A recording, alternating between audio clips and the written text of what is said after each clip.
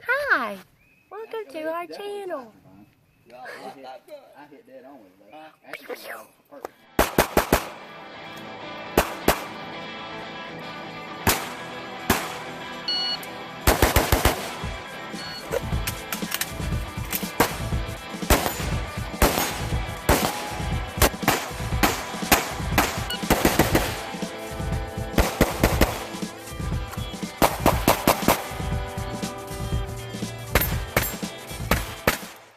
Hey everybody, welcome back.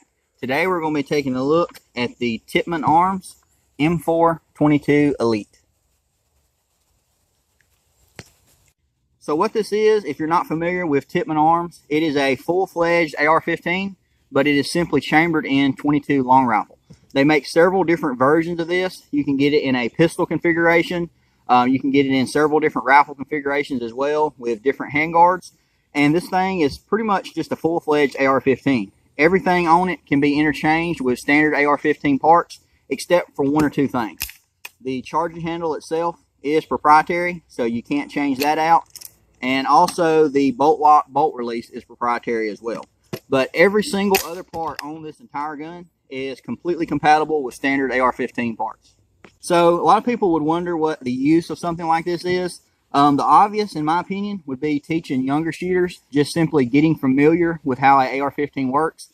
At this point, this is America's rifle, and so everybody needs to know how to use one of these. But like I said, everything is standard AR-15, so this is an excellent way to get a new shooter introduced to the platform. But my use for this is as a dedicated trainer. So no matter how old you are, there's always room for improvement. And a .22 trainer like this can be a great way to really hone those skills for a lot less money. Some people will disagree with that and say you can't train with .22s and that it won't carry over to the 5.56 version. I have an entire video dedicated to that idea, so I'll link that in the description and it will speak for itself. Obviously, something like recoil control is going to have to be practiced on the centerfire version, so I am not advocating for training only with .22s like this. What I am advocating for is using a dedicated .22 trainer like this as a much more cost-effective way to learn the mechanics of this platform that will absolutely carry over to the centerfire version. What I'm going to do next is go over the rifle from tip to tail and show you everything that I've added to it and some of the factory stuff that I left alone. The current configuration that you see this rifle in is definitely my preferred setup, and the majority of the ARs that I own are set up exactly like this. So I have this one configured in that manner, so when I train with it, everything stays the same and it'll carry right over to those centerfire versions. Alright, first things first, go ahead and clear it. Lock the bolt to the rear, take out the magazine, no magazine, and nothing in the chamber. So starting here at the muzzle, we have a A1 style muzzle device. I see no need to change this. I still run A2 flash hiders on 99% of the rifles that I own. I don't run muzzle brakes. I'm not into competition shooting, so I would much rather have the added benefit of a flash hider over a muzzle brake. Now the Tippmann did come with a really high quality set of rear sights, but I did opt to change them out for the AccuSync sights that you see here. So I have the front sight, and then there is the rear. And the reason that I changed these sights out is they are much more compact, so it allowed me to better use the available rail space on this rail. So this is the rail that it came with. It's a 12-inch M-lock. I normally run a 15-inch rail, and the reason that I normally run those is to be able to get my hand out to the exact position that I want. Because I do not want to compromise where my pressure pad and my vertical grip is. But by running this more compact front sight, it allowed me to get everything exactly where I want it, even though it's only on a 12-inch handguard. And speaking of the handguard, this is one of the things that I saw no need to change. This is a very nice 12-inch M-lock handguard that the Tippmann comes with right out of the box. So the next thing is going to be my weapon light. This is the Crimson Trace CWL102. And I also have my pressure pad for the weapon light mounted here on top. This is an okay weapon light. It is 500 lumens, so it's plenty bright. But I honestly would not recommend it for any serious defensive use. Mainly because at the price point this light comes in, it's very close to something like a Streamlight. And I do believe those to be a little bit better option. But with this weapon light mounted directly to the M-lock and with the pressure pad, it allows me to have this set up and able to run it just the way I do on all my other rifles. Next thing we have here is these BCM rail panels. I run these in pretty much all of my ARs. You can get them in key mod and M-lock like you see here. and they just give you a little bit more texture on the rail. Down here, I have a Strike Industries angled vertical grip. Normally, I run the BCM vertical grip, but lately I've been testing out this Strike Industries because it's pretty new on the market, and I really like it so far. On the other side of the rifle here, I have a QD port that is in my M-lock, and this one is made by BCM. And I obviously have my sling. This particular sling is made by Westlake Tactical. Slings and weapon lights are mandatory on any defensive firearm, in my opinion. Obviously, this isn't a defensive firearm because it's just a 22, but it is a trainer for those firearms, so it's very important that you set it up in the same way.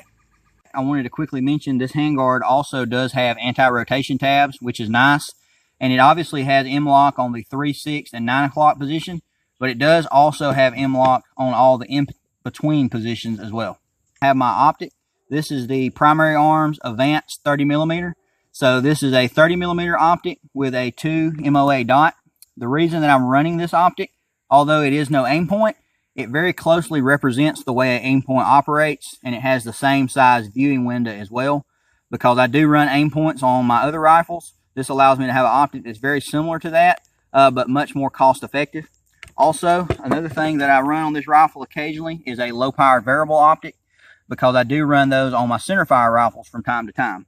So I literally will just swap back and forth between these two optics, depending how I want to train and what I want to work on. Next thing we have here is the magazine release. This one is made by Magpul. It came with just a standard mil-spec mag release, which is absolutely fine, but I did go ahead and change it out to this one, since I normally run something like this on most of my rifles. Coming on back, we already mentioned the rear sight that I changed out. I still have the factory safety selector. And as I mentioned before, the bolt release is proprietary, so I have not changed that out, although I don't do that on my normal ARs anyway. Moving on to the rear, I did change out the end plate. So I changed out the end plate for a BCM end plate, and that is where I obviously have the other end of my sling attached to. You probably noticed, but I obviously run a 2-point sling because 1-point slings suck. And coming on back, got a standard buffer tube. It came with a just regular mil-spec-ish stock, and I went ahead and changed that out just for a Magpul MOE stock, just because I run similar stocks to this on most of my rifles. The last thing is the BCM grip. I believe this is the Mod Zero. If you watch any of my videos, you'll know this is absolutely my preferred grip.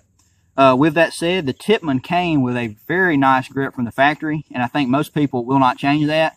But going along with the theme of this is a 22 trainer, I really wanted it to exactly replicate my other rifles, so I went ahead and changed it out to the BCM grip. Alright, so the next thing I'm going to do is take my sling off, and I'm going to break this thing apart and show you the inside. It is going to be pretty filthy because I do not remember the last time that I cleaned this gun. So here on the lower, we have pretty much just a standard mil-spec AR trigger. I do run slightly better triggers than this in most of my ARs, but I did leave this one in here because I do like to train and stay very proficient with a standard mil-spec trigger, and that's why I left this alone. Also, it's pretty interesting that it actually has a functioning buffer system. So that is very unusual for a little 22 like this, and I think that's pretty cool. And also, you can see here, there is the proprietary bolt lock that I mentioned earlier, and so that is the reason that you can't use any others, because like I said, that one is proprietary. So that's pretty much it on the lower.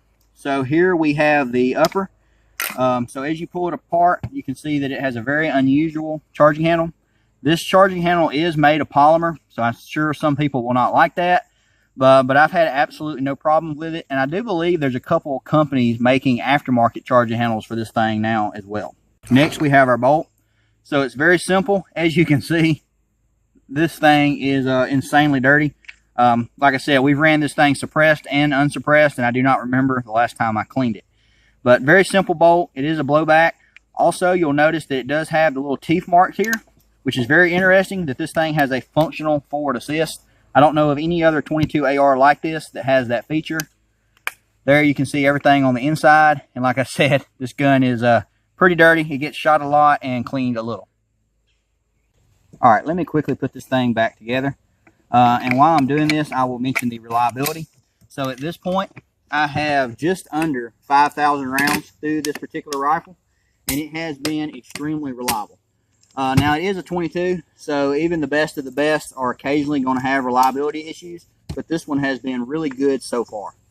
I would say the majority of the malfunctions that I did have were in the first 1,000 rounds. So maybe it did have a little teasing issues, or you could call that even a break-in period. But ever since then, this thing has been extremely reliable with a wide variety of ammo, suppressed and unsuppressed. So I think we've pretty much covered everything on the rifle. So the next thing I want to show you is the magazines. I have 4 mags for it, obviously. I keep my magazines numbered just so if I have any reliability issues, I can isolate them. And all of the rounds that I have put through this rifle have been through these 4 magazines. The way these mags are designed is pretty cool. You have a button right here on the side.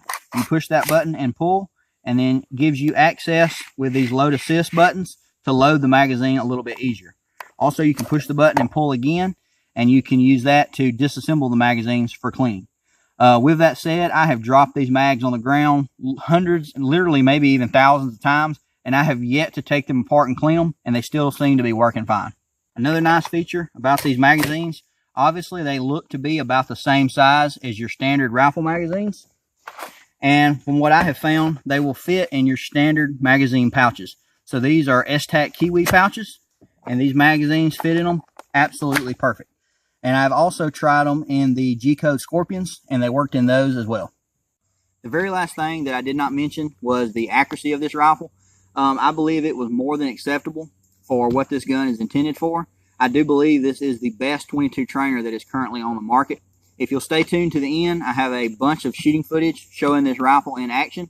And in that video, I did a quick accuracy test using the red dot here at 50 yards, just to kind of show you a rough idea of what kind of accuracy you could expect. In the future, I do plan to do a more in-depth video with this rifle on accuracy, and I'll be shooting groups at different distances, all the way out to 100 yards, to see what kind of accuracy we can actually get out of this setup. Well, that about wraps it up, guys. If you're in the market for a 22 trainer, I would highly recommend the Tippman. And if you're a little unsure about that concept, as I mentioned before, I will link a video in the description where I test the concept of a 22 trainer versus centerfire. If you guys have any other questions, you can drop them in the comments. Also, if you need to contact me directly, Instagram is the best place to do so. If you're not following me over there, I would appreciate that as well. As always, thanks for watching. See y'all next time.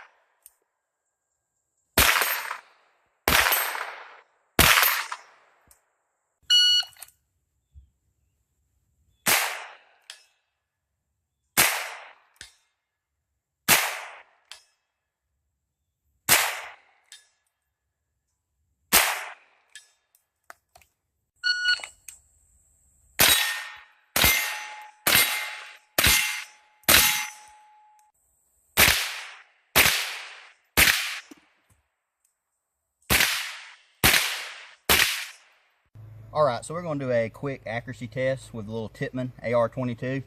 I have 2 targets set up downrange at 50 yards, and I'm going to shoot 2 5-round groups.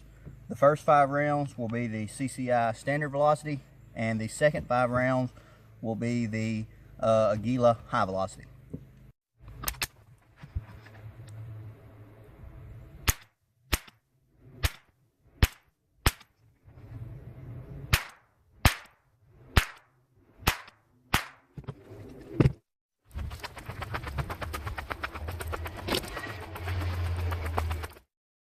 Alright, so here are both my groups. The first group there is about 1.5 inches, and that is the CCI standard velocity. The second group is about 1 inch, and that is the Aguila high velocity. So not the best groups in the world. I am just shooting with a red dot, and I honestly do not have the best eyesight in the world either. So I'm perfectly content with this accuracy myself. I think it's very acceptable for the purpose of this rifle. I'm sure if you played around with some different ammo types, you could really shrink these groups down. But as I said, I believe this is plenty enough accuracy, especially for the intended purpose of a rifle like this.